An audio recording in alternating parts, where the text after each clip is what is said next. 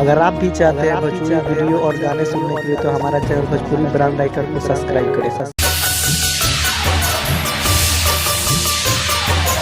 Ambe recording studio Delhi. अरे पगले, अरे हमरा से शर्मा की का बात बारे? हाँ अरे तुम एक बार हमके हंस के कह दिल रहते कि हमरा जिंदगी में कहीं दूसर के हुआ गई बा। अरे हंस के हम तेरा नजरी से दूर चल जाएगी रे।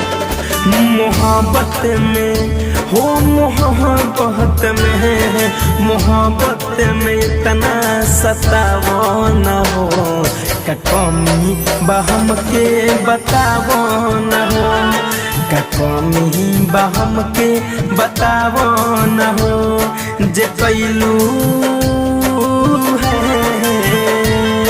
जे कैलू तू आदा निभावो न हो, का कमी बहम के बतावो न हो।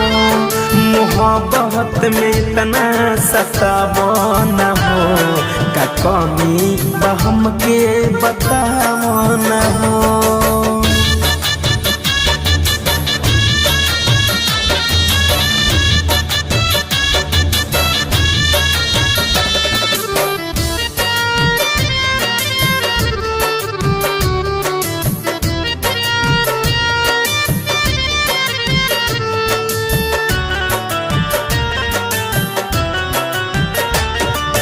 तोहरा के चाहिए जनमों से ज्यादा, जबले जियम हम न बदलम इरादा।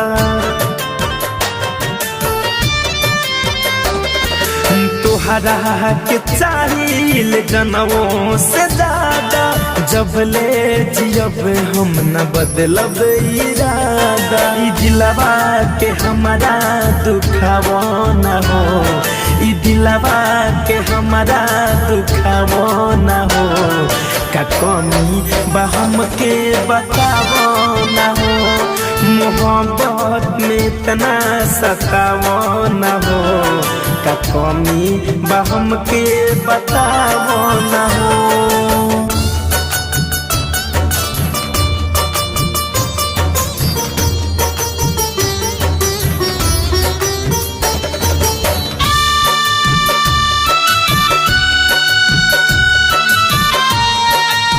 Music by Shams Jamil।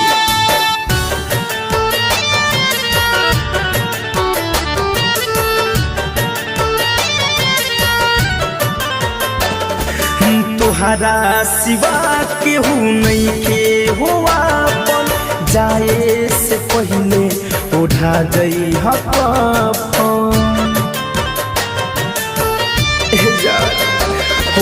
तोहरा सिवा केहू नहीं के हुआ पन, जाए से पहले उठा जई हकन। जे कैलू तू आदा निभावो न हो, सुमित फिरोज धनंजय के रोवावो न हो, का कमी बहम के बतावो।